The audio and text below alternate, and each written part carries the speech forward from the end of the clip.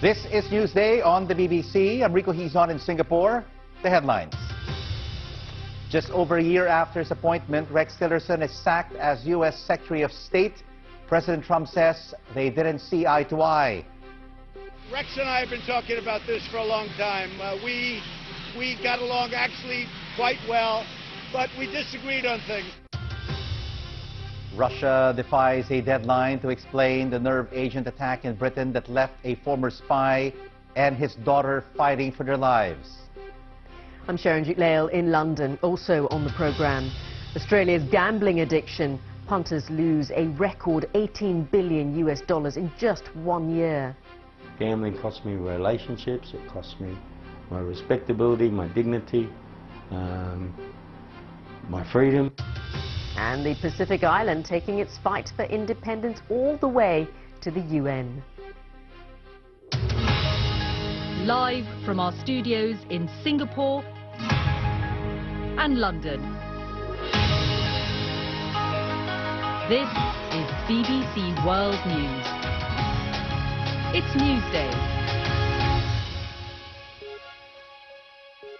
Glad you could join us. It's 9 in the morning here in Singapore, 1 a.m. in London, and 9 in the evening in Washington, D.C., where Donald Trump has lost another member of his top team.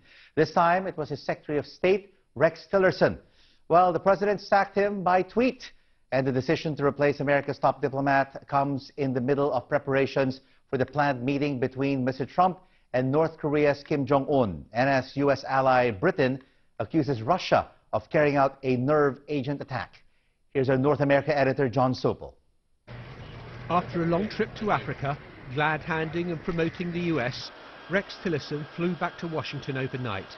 But unbeknown to him, the president had signed his death warrant, and it would be death by tweet. Mike Pompeo, director of the CIA, will become our new Secretary of State. He'll do a fantastic job. Thank you to Rex Tillerson for his service. But Tillerson isn't on Twitter, so excruciatingly it fell to his chief of staff to inform him of his demise. There was no contact from the White House. Only this afterwards from the president. I think Rex will be much happier now, but I really appreciate his service. Happier? He didn't seem it. In his farewell statement, he never mentioned Donald Trump by name, didn't thank him or wish him luck. Instead, there were these pointed remarks on Russia. Much work remains to respond to the troubling behavior and actions on the part of the Russian government. Russia must assess carefully as to how its actions are in the best interest of the Russian people and of the world more broadly. I, Rex Tillerson, solemnly swear. It was also different when he was sworn in, then seen as one of the grown-ups of the administration. But his fate was probably sealed last October when it was reported he called Donald Trump a moron, an accusation he didn't exactly deny. I'm not going to deal with petty stuff like that. I mean, this is what I don't understand about Washington. Again, you know, I'm not from this place, but the places I come from, we don't deal with that kind of petty nonsense. And then there was the public undermining of the Secretary of State by the President, sending family to do work that would normally be done by America's chief diplomat, and public shaming on Twitter like this. I told Rex Tillerson, our wonderful Secretary of State, that he's wasting his time trying to negotiate with Little Rocket Man. There's not much love lost between Donald Trump and Rex Tillerson. They disagreed on policy and didn't much like each other personally. Mike Pompeo will be much more to Donald Trump's taste, and it's vital they do get on given the importance of subjects like North Korea. But will he be the man who says to the President, "I think you're wrong," as Rex Tillerson did? Tillerson was isolated, traipsing around the world with little support in Washington. In his previous life, the former CEO of Exxon was a corporate titan, but he's now political roadkill. Surely the place with the lowest life expectancy anywhere in the world being a member of the Trump administration.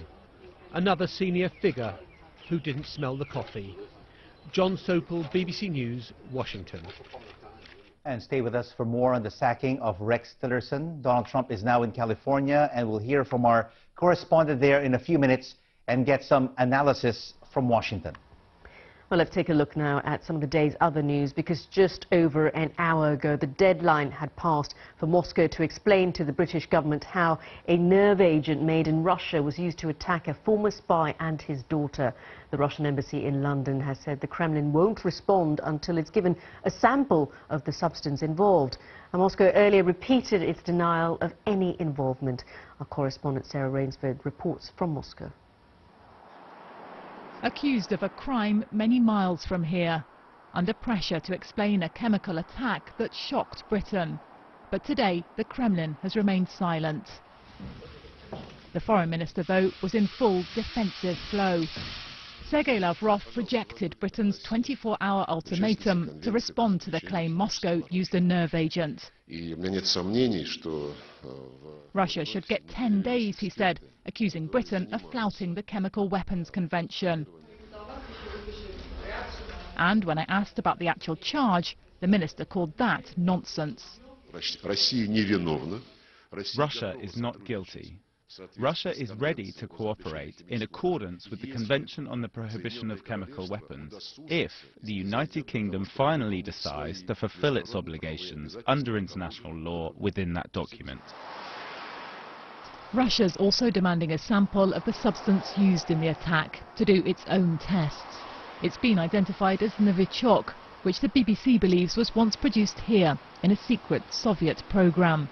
Reports in Moscow say any stockpiles were destroyed long ago. So when the British ambassador was called to the foreign ministry, Moscow says he came to hear its protest at a sordid attempt to discredit this country. I reiterated the points made by Prime Minister May that we expect by the end of today an account from the Russian state as to how this material came to be used in Salisbury. Russia has always insisted it had nothing to do with the poisoning in Salisbury, and that position clearly hasn't changed, even with the threat of sanctions. After all, this is a country that's been living under international sanctions for some time, linked to its actions in Ukraine. Now, those measures haven't weakened President Putin politically at all. If anything, they've made him stronger. Moscow, then, is in no mood for ultimatums, and it will continue to insist on its innocence. Sarah Rainsford, BBC News, Moscow. Well, also making news today, a vigil's been held in the Bangladeshi capital Dhaka for the 49 people killed in a plane crash in Nepal on Monday. The US Bangla Airlines plane crash-landed in Kathmandu. The airline and the airport authorities have blamed each other. The plane's black box voice recorder is being analysed. The Turkish army and its Syrian rebel allies say they've completely surrounded the Kurdish-controlled city of Afrin. It's seen as a major development aimed at forcing out Kurdish separatist rebels known as the YPG. Turkey considers the YPG, a key American ally against ISIS, as a terrorist group. There's a proposal to lower the age when Japanese become adults down from 20 to 18. Under the new law, 18-year-olds would be able to get married, sign contracts and take out loans without parental consent, but they'd still be banned from smoking, drinking alcohol and gambling until they're 20. Now, 2 years after its famous occupants finished eating their noodles on it, this dinner table in a Hanoi street food cafe has been preserved in what you can see, a glass case, complete with, if you take a look, chopsticks, plates, empty beer bottles as well, because of course it was former US President Barack Obama and Chef Anthony Bourdain who ate at the table during an official trip in 2016. Now, the restaurant owners decided to turn it into an exhibit to satisfy curious customers. They insist the used plates were actually washed before going on display. Always good to know. Now, the latest equal pay revelation concerns the Queen, of course not the real Queen, but the fictional version. British actress Claire Foy, seen on your left here, who stars as Queen Elizabeth in the TV drama The Crown. Well, it's been revealed that she's been paid less than her co-star Matt Smith, who played Prince Philip. Now, the producers said the gap was partly because Matt Smith was better known, and that in the next series, the Queen will be the best paid role. Always good to know. Let's now return to our lead story and the sacking of U.S. Secretary of State Rex Tillerson. Donald Trump is in California, where he's been looking at different prototypes for the wall he has promised to build along the border with Mexico. The U.S. president looked at several full-scale models. Our correspondent in Los Angeles, David Willis, gave me his assessment of Donald Trump's reasons for sacking Mr. Tillerson. Well, Rex Tillerson has been out of favor, Rico, for months. He and President Trump didn't agree on a whole range of issues, among them the Iran nuclear deal, how to deal with North Korea, trade tariffs, the Paris Climate Accord, and so on and so on. Then, of course, Mr. Tillerson was forced to give that a press conference a few months ago following reports emerging that he called President Trump a moron, basically reaffirming that he was supporting President Trump. Well, now, with those important negotiations with North Korea coming up, and indeed negotiations with Iran over the nuclear deal, President Trump has somebody who basically shares his worldview. To quote him this morning, someone with a different mindset in office. So what kind of mindset does the CIA Director Mike Pompeo bring to this job in terms of foreign policy issues? Well, Mike Pompeo is a Tea Party congressman from Kansas. He's said to have won the admiration of Donald Trump, delivering the morning classified briefing 3 or 4 times a week. Now, they are in lockstep, the two, over crucial issues such as North Korea and the Iran nuclear deal. Mike Pompeo is much more hawkish than his predecessor, Rex Tillerson. As far as Russia and China is concerned, though, we will just have to wait and see. Mike Pompeo has differed with President Trump over the CIA's assessment that Russia was to blame for meddling in the 2016 presidential election. But what I think Mike Pompeo's appointment means, Rico, is that we now have a Secretary of State who is much more likely to echo a common foreign policy with the president, rather than constantly being undermined by the commander-in-chief, as was the case with Rex Tillerson. That was David Willis in LA. Well, let's get more now on the implications of Rex Tillerson's sacking for the potential meeting between Donald Trump and North Korea's Kim Jong-un. I asked Jessica Lee, the Director of Policy at the Council of Korean Americans in Washington, for her reaction to the change of personnel in Donald Trump's foreign policy team. I think it's clear that Secretary Tillerson had some unique challenges in leading his agency because of various dynamics within the Trump administration. And I think as things progress very quickly, one thing that will be very important for Washington is to ensure that they're in lockstep with Seoul and the Blue House in signaling that this personnel change does not in any way diminish President Trump's resolve in seeking a diplomatic solution on North Korea.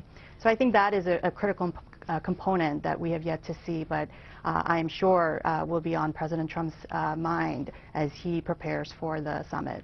Now, Mr. Pompeo, though, has always been seen as something of a hardliner, though. What will he bring to what will likely be very, very difficult, very fraught negotiations to get North Korea to denuclearize? That's different from Rex Tillerson. I think because CIA Director Pompeo has shown a great deal of affinity and respect, and also a clear ideological alliance, with President Trump in terms of their worldviews. He comes with unique advantages, I believe, compared to Rex Tillerson. That said, we're currently in a situation where there are impossible standards and expectations being piled on with respect to the upcoming summit. And so one of the things that I think Mike Pompeo will need to do very quickly is to ensure that there are some realistic expectations that are set so that his agency and his leadership and his boss, President Trump, are not seen as failure as they encounter the North Koreans in May. I do think that that is a very difficult point right now that Washington has to contend with. The fact that there are terms like denuclearization and other expectations that are being floated, for this one talk, and that is going to be very disappointing for many. So what would some of these realistic expectations from this meeting be then? I think there has to be a focus more on sort of lower hanging fruits because we know that between the United States and North Korea there are many, many decades of history and animosity, propaganda, you name it. It's a very, very difficult relationship to untangle. So folks should not assume that this one summit is going to solve all those issues. Instead, there should be a phased approach of starting with what I describe lower hanging fruits, whether it is reunions between Korean American family members who, like myself, there are 100,000 of us here in the United States who have relatives in North Korea who we have not been able to meet or contact. And so, that's an example. Another example is, remains recovery of American POW MIAs that are still in North Korea that have not been sent back to the United States because of lack of diplomatic relations. So if we can make improvements in those types of humanitarian issues, I do think that over time there will be more space and channels of communication, and most importantly, trust that will allow for United States and North Korea to really get to a more permanent, peaceful resolution and normalization, which I think ultimately we all seek to benefit from. Jessica Lee from the Council of Korean Americans in Washington, speaking earlier to Sharon. You're watching Newsday on the BBC. Live from London and Singapore, still to come on the program. As Australia's gambling industry counts record revenues, we report on the furtive world for punters of addiction, debt, and family breakdowns.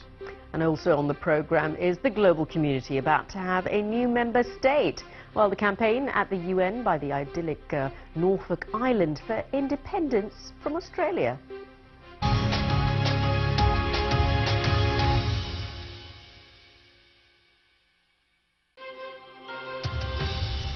Welcome back, everyone. You're watching Newsday on the BBC. I'm Rico Hizon in Singapore.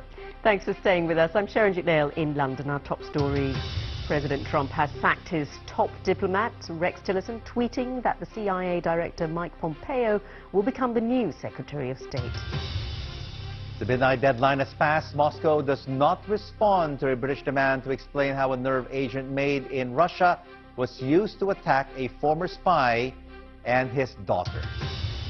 And the Argentine Navy has rescued 4 U.S. scientists and a contractor from an Antarctic camp after the U.S. icebreaker due to pick them up got stuck in thick sea ice. All 5 are in good health after being airlifted by helicopter onto an Argentine ship. This story is popular on BBC.com.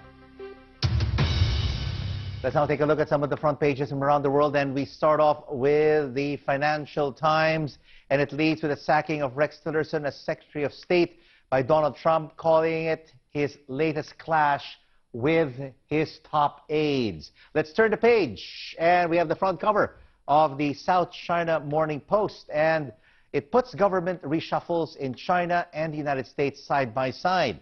China's shakeup is one of the biggest changes to the bureaucracy in the country's history, aimed to end conflicts between departments. And finally, you have the international edition of the New York Times, and it carries the headline, London's Kremlin's Spy Nest. It has an interview with a Russian opposition figure in exile in London who tells them that even after you escape from Moscow to London, you know they have long hands. And those are the top stories of leading publications around the world. And what's currently trending online, Sharon, my favorite football team has lost.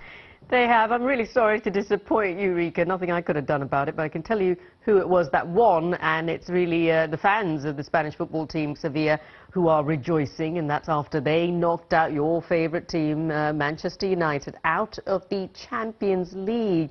Now, the Spanish side beat Man U 2-1 on their home turf at Old Trafford, with 2 second-half goals from Wissam Ben Yedder, just 4 minutes apart. And I can predict, Sharon, the Red Devils will be back next week and win the championship. And now let's focus on a tiny island in the South Pacific with a population of 1,700. Australia decided 3 years ago to end Norfolk Island's autonomy, but the islanders, whom are descendants of sailors involved in the mutiny on the Bounty in 1789, are having none of it. I asked our Sydney correspondent Howell Griffith what the islanders' claim for independence is based on.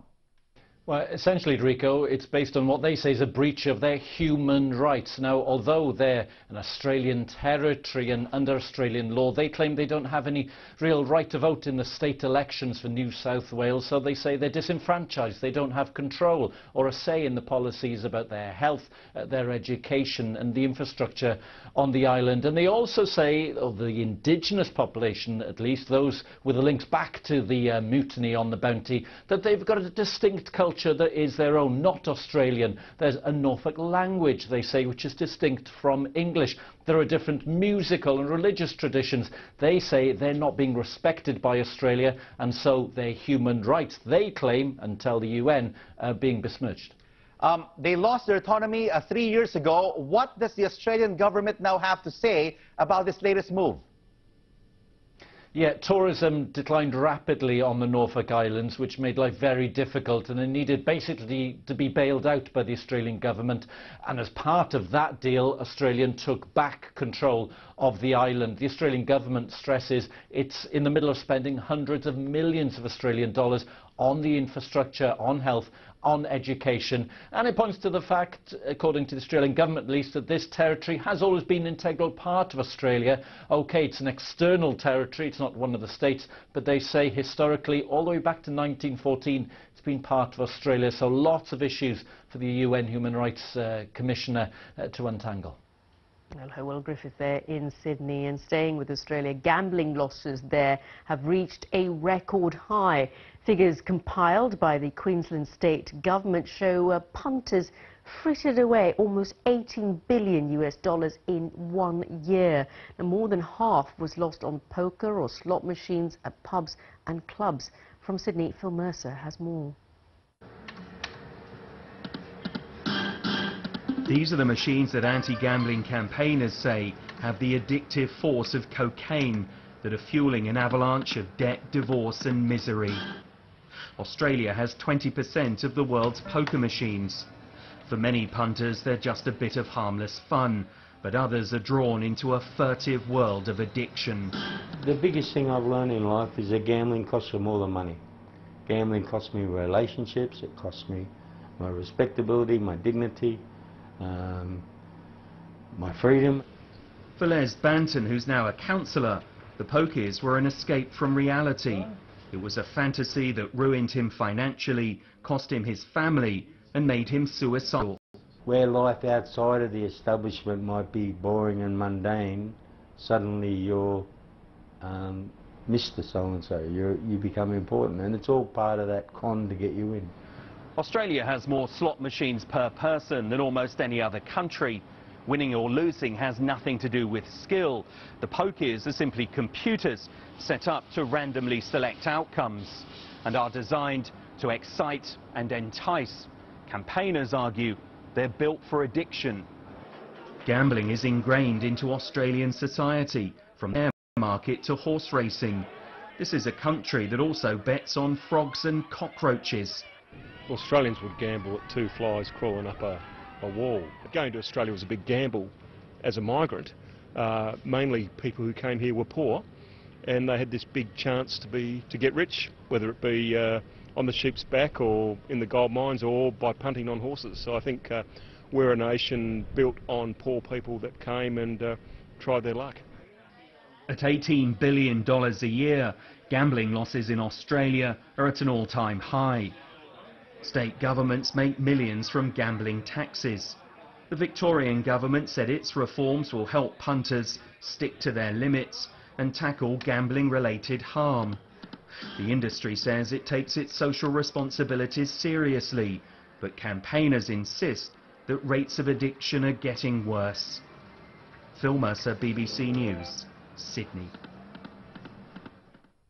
And you've been watching Newsday on the BBC. I'm Rico Hizon in Singapore. Glad you could join us. Stay with us. Employees in one of the most overworked countries in Asia are about to get a break. South Korea has passed a bill to reduce the typical work week, and it's geared towards the gaming industry, which is notorious for not paying overtime. And right before we go, let's take a look at some stunning pictures from Argentina's Patagonia region. They show the Perito Moreno glacier collapsing, but it's not due to climate change. It actually grows and collapses on a cycle lasting 2 to 4 years, and it's a major tourist attraction because if you time it right, you can actually watch the spectacle of huge chunks of ice actually falling off it. It's one of the very few glaciers in the world which is actually growing rather than shrinking. What stunning pictures they are indeed.